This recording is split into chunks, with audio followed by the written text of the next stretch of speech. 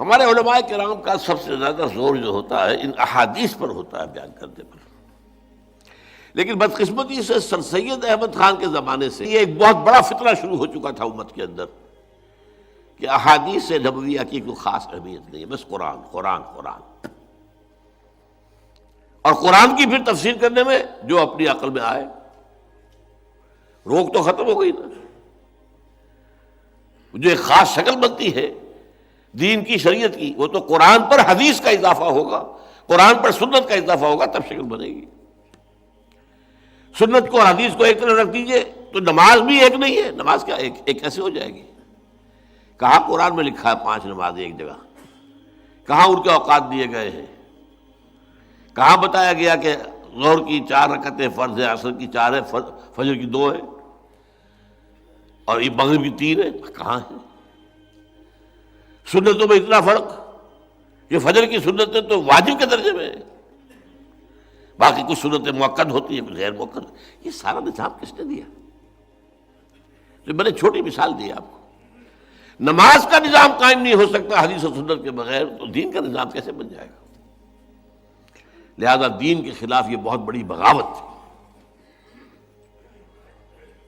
لیکن یہاں ایک بات نوٹ کر دی، سید احمد خان مسلمانوں کے بہت مخلص تھے، مسلمانوں کے ساتھ خلوص،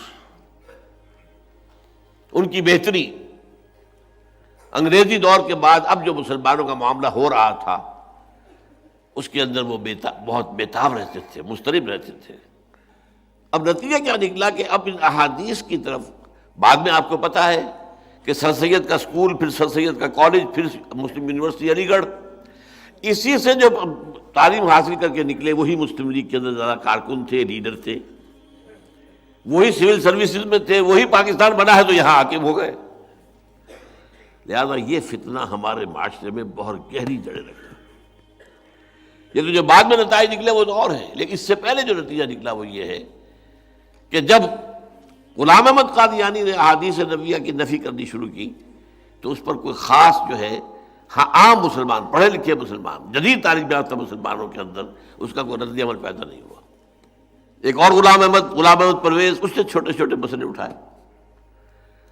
اب چونکہ اسلامی شریعت میں یہ ہے کہ کسی شخص کی زندگی میں اس کا جو بیٹا فوت ہو گیا ہو اس کی اولاد کے لیے وراثت میں حصہ نہیں ہے.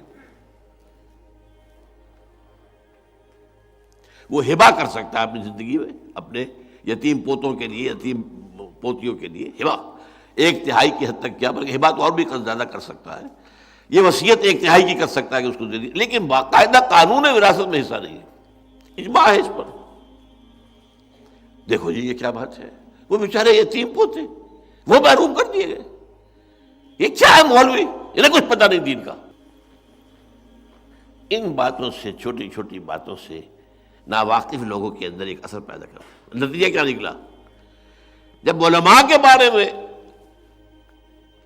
اپنے اسلاف کے بارے میں آپ کی رائے گھٹیا ہو گئی تو آپ تو ایسے جہاز کے مانند ہیں جس کا لنگر کٹ گیا.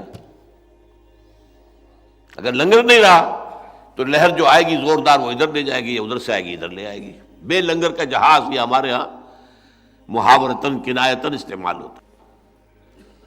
لہذا ہر فتنہ جو اٹھتا ہے وہ پہلے اسلاف سے کاٹتا ہے لوگوں کو. یہ نہیں کیا پتہ اصل بات تو اس نے بتائی ہے، یہ ہے